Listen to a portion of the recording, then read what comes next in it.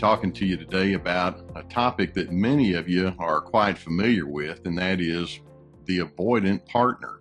What do you do when you live with someone who tends to just kind of keep their distance from you emotionally and relationally?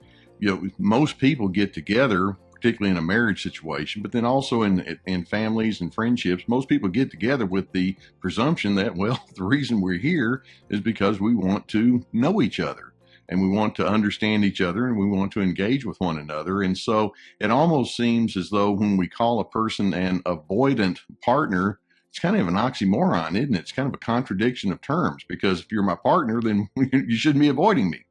Now, let's just kind of get a couple of thoughts or ideas as to how this might play out. Let's suppose that you have a wife who will say something like, well, I try as hard as I can to talk with my husband about things that are substantial, and I just can't get anything out of him. He doesn't seem to be interested in me. He's got all sorts of other things that are on his mind, and when we talk, he'll just kind of do the whatever kind of thing. And then when I want to discuss things of a deeper nature, it just doesn't go anywhere. And then when I talk about how I'd like to have more of my needs met and feelings discussed, it's just like not interested. No one's home. Or let's suppose you have a husband who's a relational kind of person, and this individual says, well, my wife is not interested in deeper communication. She avoids me sexually, and we just kind of coexist. We do okay, maybe on a superficial level, but it just doesn't go much further. If you have a situation like that, it's just not going to be a very satisfying thing, and it leaves you wondering, well, what do I do?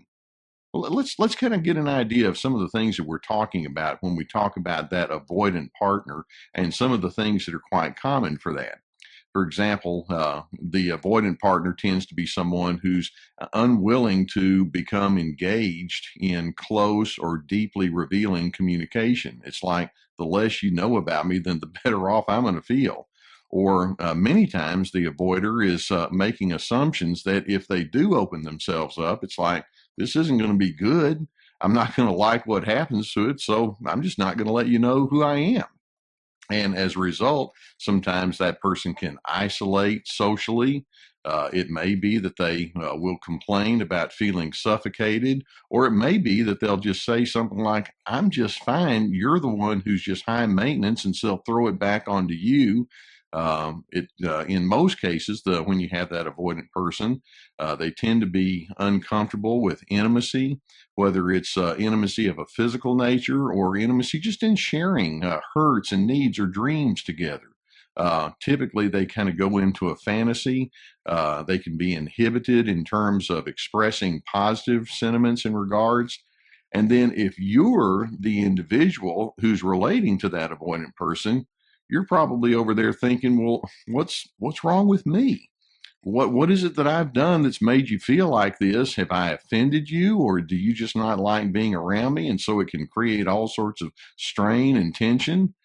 You may actually begin thinking, hey, I feel like I've been kind of defrauded or duped, because earlier on in our relationship, you may have been much more attentive and friendly. And in fact, you may have made lots of promises about how we were going to have this terrific relationship. And now it's just not happening. And so it can create that kind of a reaction. And then you can say to that other individual, I find that it's impossible to talk with you. I want to, but it's not happening. And then you, the person who's in pursuit of that avoided person, might start dealing with all sorts of raw emotion, whether it's anger or hurt or disillusionment, or then you have insecurity or low self-esteem. And it may be that there's like, I must have done something to offend you. So you have shame on the inside. Then you can go into a coercive and pleading form of communication. And then futility sets in. And so you just kind of throw your hands up and say, well, why bother? Lots of different things can be going on when you're in this kind of pattern with that avoidant person, and most of it is not good. And then what's worse is if you just kind of get into a trend where this just becomes pretty much the identifying feature in the relationship. That's when you can have some real strain and difficulty. Now, let's understand that if a person is in an avoidant pattern, there tend to be reasons for that. For example, it's not at all a surprise to look into that individual's background, and you may find that that person may not have had a family history that emphasized personal sharing or connection or affirmation, things of that nature. And so it just may be that it's something that's not part of their deep history anyway.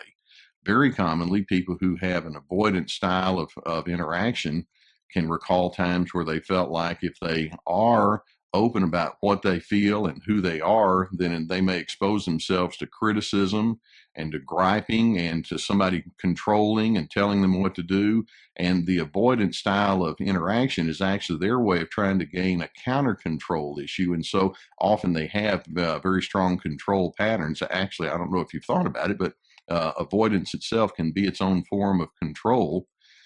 It may be that they're simply an introvert and you're interpreting it a little bit more strongly than it needs to be. And particularly if you're a pretty strong extrovert and you're in your extroversion, you're thinking, well, why can't you be bubbly, kind of like me? And maybe you're overemphasizing the negativity that you presume is there with an introversion when in fact it doesn't need to be. So, what I'd like to do is go through 7 thoughts or 7 ideas that you can consider if you're in one of these relationships where you have this tug of war between the pursuer and the avoider. And I want these 7 thoughts to be something that apply to each of you that's in this partnership. So this isn't about one or the other. This is about both of you. First, let's recognize that the first thing you want to do when you are trying to break down the nature of the relationship is to talk about your needs and your feelings without accusation or blame. I mentioned that one of the things that often is part of an avoider's background is they can have a history where they feel like if they're open, it's just going to expose them to a barrage of criticisms. And so if you have an attitude of criticism to start with, you're not going to get very far. So each of you needs to have a sense that says, in our relationship, we don't get into the blame game. If we have something to say, notice my tone of voice right here. We can say it without having to be harsh, rather than saying, "What's wrong with you?" I can talk with you about my needs and about my feelings, and I can listen to you and ask follow-up questions without it having to have that accusatory style. So let's stay away from that. And then second, I think it's important for each of you to ask of yourself, what might I be doing that's actually creating some of the behavior in the other person that I don't care for? For example, if you're the avoider and you have a deep history of staying away from your partner, you just give short and nondescript kind of responses whenever y'all are talking. It may be that you walk out of the room or you don't have follow through on certain kinds of interactions with that person. Well, there's a real good chance that in doing so, you're going to be inviting the other person to have an increase in that tension, and then it's going to excuse you and allow you to go into the avoidant pattern. But you're not helping matters any. Or if you're the pursuer, what might you be doing that's actually working against you? For example, if you're too much of a pleading individual and you talk with too much tension in your voice, or if you have an attitude of neediness and you kind of give the idea that your whole sense of emotional well-being is hinging on that other individual, you may be setting up the very scenario that you're saying that you want to stay away from. So have a certain amount of self-awareness about who you are and how you're adding to or detracting from the healthiness of the relationship. Be honest with yourself about that. Then a third thought is, as you engage with one another and you try to come to terms with your relational style, openly acknowledge the validity of the other person's mannerism or their perspective. For example, the avoider might look to the pursuer and say, I understand that you want to have connection. That's normal. And I know that from the very beginning, we did seem to indicate that we were going to have a cohesion with one another. And so for you to say that you want to have input from me, well, thank you. And I recognize that is something good and that's legitimate. The person who's pursuing would really like to hear something like that from you. Or if you're the pursuer and you find yourself wondering about the avoider, go ahead and acknowledge, it can be valid for you to want to have some downtime. I get that. And I understand that about you. In fact, there are times when I can even respect that about you. And so you can let it be known that you're not just going to be talking about your needs only, but you are speaking about your needs and your issues in the context of an empathy for the other individual's way of being. Another thought, as you do talk about how you want to move forward in your communication, do so with zero coercion. One of the things that is going to make the avoidance style even worse and take it farther to the extreme is if there's a sense of convincing or pleading or persuading. You know, if you have an attitude that says, I have got to get you to think the right way, well, you're only working against yourself. When you each have a reputation of speaking to the other in a calm and a non-coercive way, what you're actually saying on a covert level is, I respect who you are, and I allow you the freedom to think for yourself, as opposed to me trying to step in there and do the thinking for you. Or perhaps a fifth thought, and that is resist immature forms of communication. You know, when you have a form of interaction where each of you are quite different, it's easy sometimes in your frustration to go into sarcasm or haughtiness. You might just say something like, well, why would I want to engage with you anyway? You're just, so difficult anyhow. And you start accusing and saying all sorts of ugly kinds of things. There can be finger pointing. It may be that you huff out of the room, or you have a mimicking tone of voice, and you just kind of speak in a real way that lets the other person know that you're just in a kind of an adolescent or maybe even pre-adolescent frame of mind. That does nothing for your cause. And so as you try to talk with one another about your needs, make sure that you stay away from that more immature form of communication.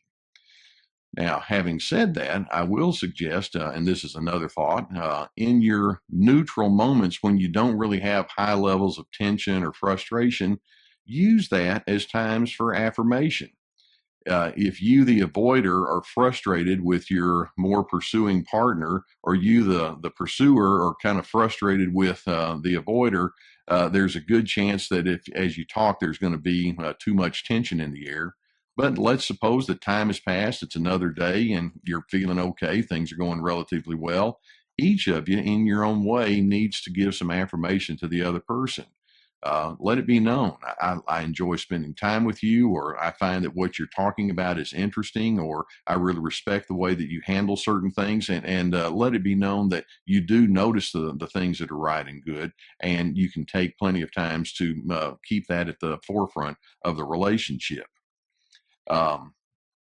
Basically, what we're saying is you want to take the time to learn the patterns and the tendencies of the other individual, and rather than personalizing it and then making it something that's all about you, you can interact with that other individual in such a way that says, well, I understand you from your vantage point, and so I'm going to do the best that I can to know you. I hope you do the best to know me from the way we come, and this isn't a matter of either one of us being correct or incorrect. It's just our unique way of being what we are.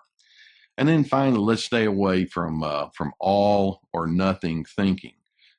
When you have these two very stark styles of interaction, it's easy to say, well, one of you is in a good place, the other is in a terrible place. One of you is a nice individual, the other individual is disruptive. Well, it tends not to be quite that cut and dried. There are pluses and minuses on both sides of the equation. So we want to try to take as much of the adversarial feel out of the air as possible. So you've got a person that tends to not communicate as fully as you like, or it may be that you've got a partner that tries to over communicate more than you're comfortable with. Let's end here with the notion that says, just because you have different ways of approaching life doesn't mean the relationship itself has to suffer. Keep in mind that as we gain from the good that comes from each side of the relationship, then the relationship itself is a richer place to be. And so know that you can have a sense of harmony, which is not the same as having a sense of sameness, but you can have a sense of harmony even in the midst of your differentness. And as you come to one another, knowing that that's how you honestly are trying to approach each other, I think that you can find that this is a relationship that can have success.